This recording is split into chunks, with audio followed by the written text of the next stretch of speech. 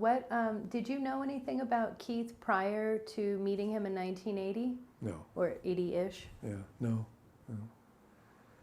And what were your impressions when you met him? You know, I mean, his personal impressions. I mean, he was in the stockade as a sentenced prisoner. He was not picked up as an AWOL. He had already engaged in something over in Marin labeled the 9 for Peace, where he had handcuffed himself together or somehow linked up with other people and clergymen and so on to protest the war, and that was his sole rationale. He was not, you know, on the street or AWOL in the sort of generic way that many of the 27 were.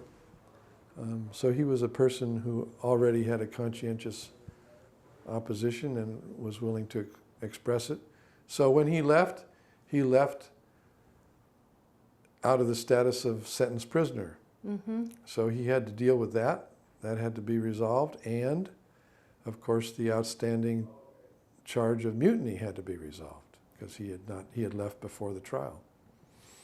So they weren't going to keep him at Fort Ord. They had to send him as a sentenced prisoner to Fort Riley, to the disciplinary barracks, Fort Riley, Kansas. So he was at Fort Ord for a while, and I went down to see him.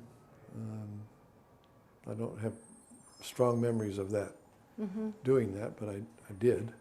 And the inevitable came, and we tried to keep him at Fort Ord, but did not succeed, and he went back to, and then I interceded with the Secretary of the Army, Stanley Reeser, and petitioned to have the remainder of his sentence on the 9 for Peace episode commuted and the mutiny charge dismissed. And that was successful.